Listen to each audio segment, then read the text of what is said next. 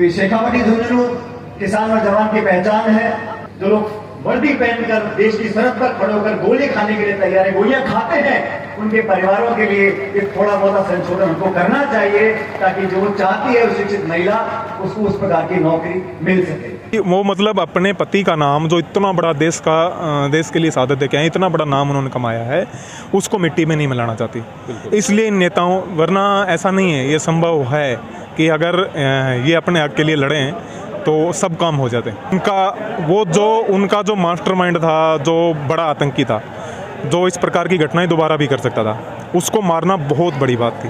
माना हमारी बेटी से मिलना है। लाजो बेटा लाजो, बात मत बढ़ाओ भैया जी। बस एक बार मारा बापूजी से मिलवा दो। थारो दोस्तों थारो है मावड़ी, जो हमारी फूल सी बच्ची ने कुआं में धकेल दी।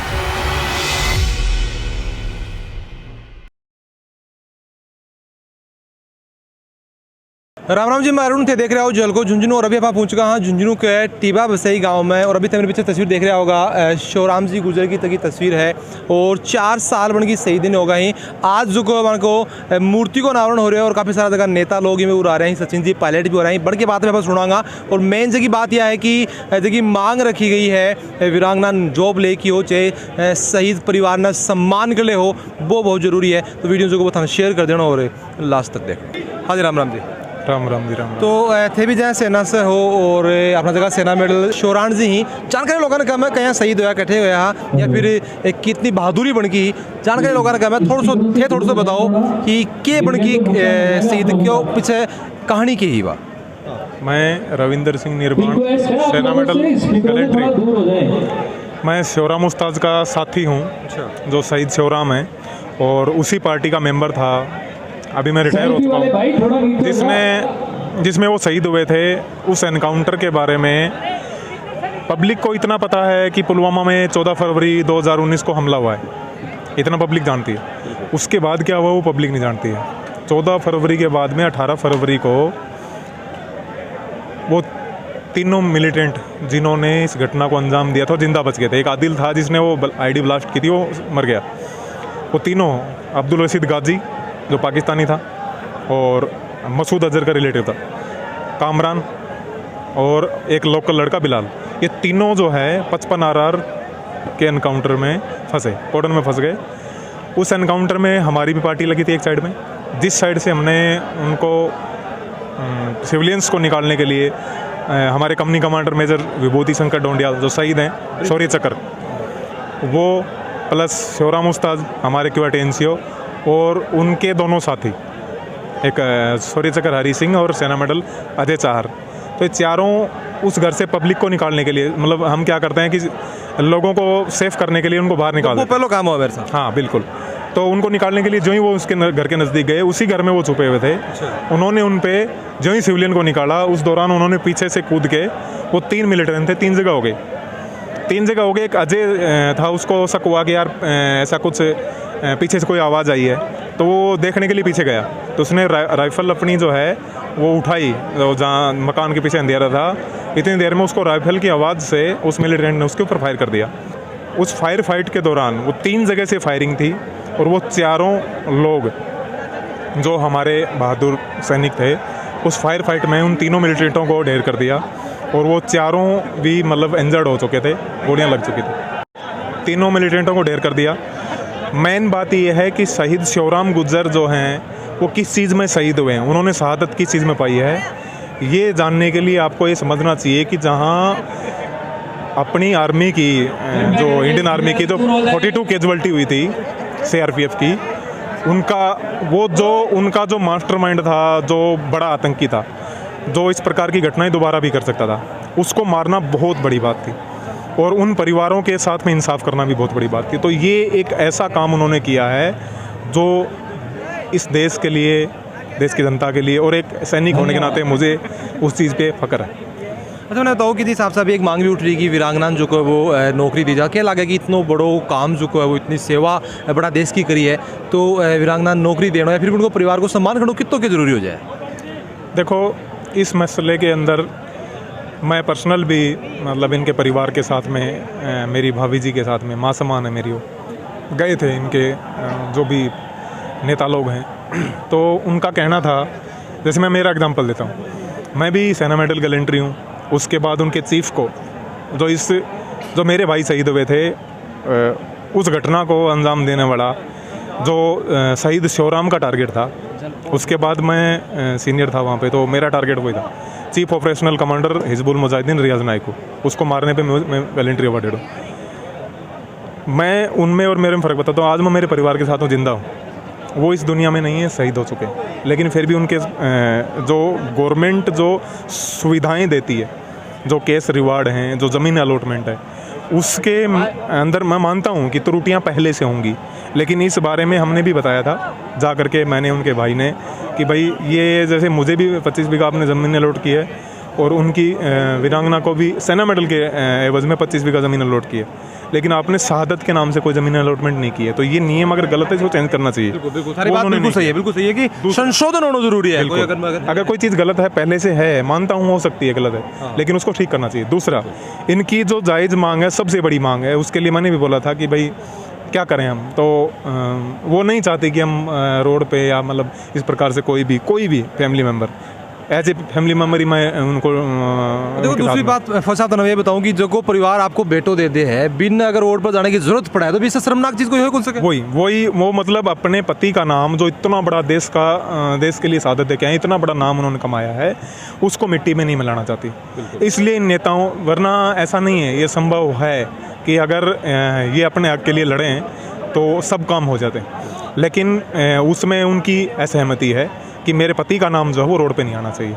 लेकिन मैं आज भी सरकार से गुजारिश करता हूँ इस बारे में कि अगर कोई कानून ऐसा है तो प्लीज़ हाथ जोड़ के विनती है इन वीरांगनाओं के नाम से, इनको एक छोटा सा एग्जांपल भी है कि जो एक्स सर्विसमैन के नाम से जो आपने सर्विसों में कोटे दे रखे हैं, RS तक दे रखे हैं, चाहे आप उनको कम कर दीजिए। पहले प्रायोरिटी हमारे लिए जो हमारे भाई चले गए, उनकी फैमिली है। बिल्कुल। तो उनको ये कहना ये है कि सबसे पहले जो शहीद है, वो ऑब्वियस सी बात है कि झुंझुनू जो है वो शहीदा की नगरी है, और देश में जो है वो शहीद से बड़ों में लाके कोई हो कौन सका जो देश के लिए सब कुछ आपको नुछावर कर दिया। और सबकी जगह मांग यही है कि हर संभव जगह मदद सरकार ने करनी चाहिए। अभी आप जानते कुछ दिन पहले कुछ और वीरांगनाएं थी, उनकी भी मांगे थी, वो तीनों मेरे घर भी आई थी जयपुर में, बहुत दुखी थी। और मैं समझता हूं उनकी मांगों को मानो या ना मानो, लेकिन उनकी बात को सुनना हम लोगों को चाहिए। उनकी बात को सुनकर जो संभव था उसके लिए हाँ बोलते, जो संभव नहीं था उसके लिए ना बोलते, लेकिन उनको मान सम्मान लेकर, उनकी बात को सुनकर, उनके दुख को अदा करने की जिम्मेदारी हम लोगों की। और मैंने इस काम को किया, मेरे घर में आई, मैंने इनकी बात को सुना। मैं सरकार का हिस्सा नहीं हूं, लेकिन ये सरकार हम लोगों की है। आप सबके आशीर्वाद से हमारी पार्टी की सरकार बनी थी। आने वाले समय में शिवराम जी की जो धर्मपत्नी है, क्योंकि वो शिक्षित है, पढ़ी लिखी हैं और जीवन में अपने परिवार को आगे बढ़ाने के लिए कुछ करना चाहती हैं, तो मुझे लगता है कि यहां पर अगर हम बड़े बड़े लोगों के लिए,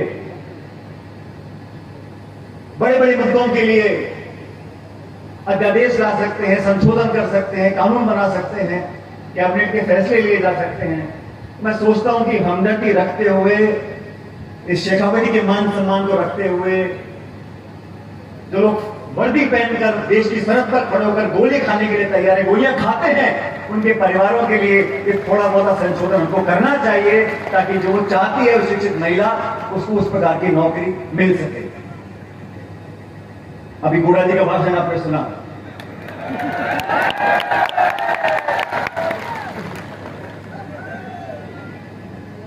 कुछ हफ्ते पहले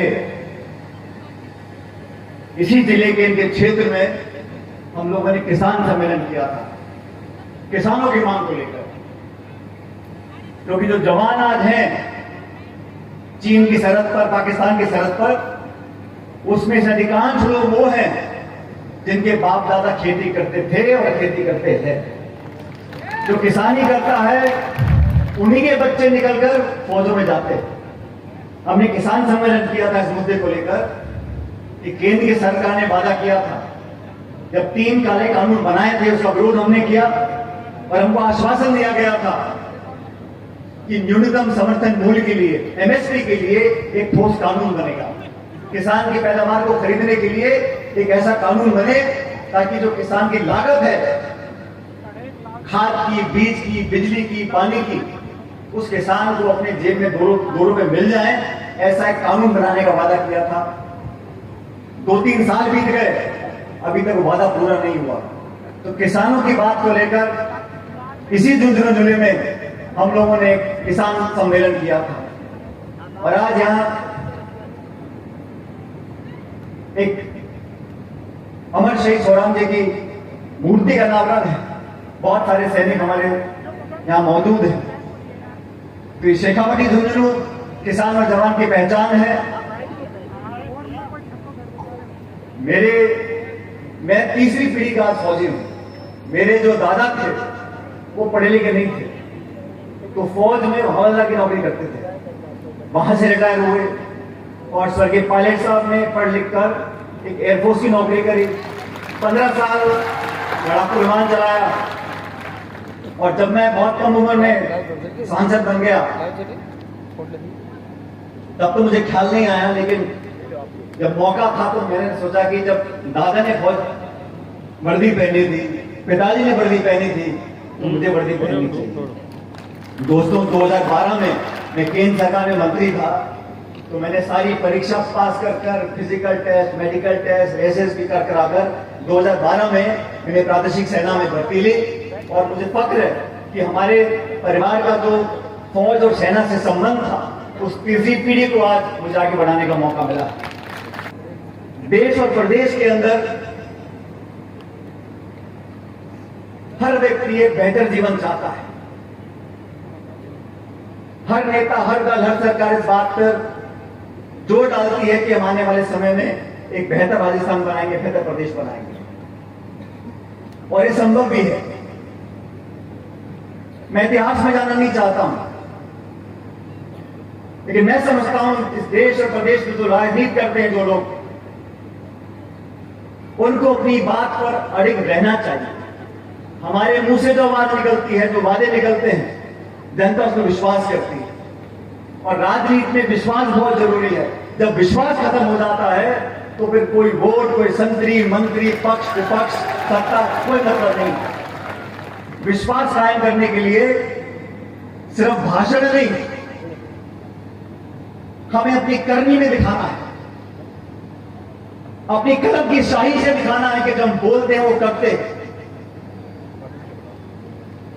2013 में जब हमारी सरकार चली गई थी और वसुंधरा जी की सरकार बनी थी, 163 विधायक, आजाद भारत में इतना बहुमत पहले किसी सरकार को नहीं मिला था। 163 विधायक बीजेपी की जीत कर आए थे और सरकार बनी थी। मुझे बहुत बड़ा दुख है कि आज ये पीड़ा सहनी पड़ रही है। लोग हजार लाख ने बताया कि एक नौकरी में डॉक्टर की ठोकरें खानी पड़ रही, कोई साइकिल से टकरा के मर जाता, उसको नौकरी दे देते हैं, और देश में जो अपने प्राणों की आहुति देता है उसको नौकरी में खर्च पड़ता है। जो पानी से नहाते हैं उनको कपड़े बदलने पड़ते हैं, और जो पसीने से नहाते हैं वो इतिहास बदलते हैं। तो हमारे शहीद सोराम जी ने खून और पसीने के साथ संघर्ष करते करते देश के लिए बलिदान दिए। मैं ज्यादा आपके बीच में समय नहीं लूंगा। मैं इतना ही कहूंगा कि हम लोग तो एक बात कहते हैं, सदियों बाद उतरे गहरे पानी में, सदियों बाद उतरे गहरे पानी में वतन की प्यास बुझा के रहेंगे। जो सिर्फ झुकेंगे, झुका के उन सबों को ऊंचा उठा के रहेंगे। की पायलट की उपस्थिति में हमें ये मंच मिला। मैं समझता हूँ इस मंच पे मेरा उपयुक्त कद नहीं है कि मैं ज्यादा समय लूं या ज्यादा फिर बोलूं। मैं सचिन जी पायलट की उपस्थिति में इतना कह सकता हूँ कि आज ये टीपा ग्राम, ये खेतड़ी की जनता और इस उपखंड की जनता की तरफ से इंजीनियर धर्मपाल आपका बहुत बहुत स्वागत करता है, आभार प्रकट करता है। मैं नमन करना चाहता हूँ इस टीपा की धरती पर, जिस धरती पर शहीद सोराम खेल पर पड़ा हुआ। मैं नमन करना चाहता हूं उस मां की कोख को, जिस कोख से शहीद सोराम पैदा हुआ। मैं नमन करना चाहता हूं उस पिता के पोष को, जिस पोष से शहीद शिवराम जैसा वीर पैदा हुआ, और मैं नमन करना चाहता हूँ उस खेतड़ी और झुंझुनू की धरती को जिसका नाम पूरे हिंदुस्तान में रोशन किया। ऐसे शहीद शिवराम को मैं बहुत बहुत नमन करता हूँ। थारी के ऊपर कह रहा है कि किस हिसाब से अगर सरकार ने संशोधन करने की जरूरत पड़ो तो करना चाहिए कि ये जो को वीरांगना नौकरी देने की बात हो या फिर सम्मान की बात हो, कितनों के जरूरी मान कमेंटों से जरूर बताओगा। वीडियो को शेयर जरूर कर देना है और जल को झुंझुनू के साथ तारो प्यार ऐ बनाए रखो।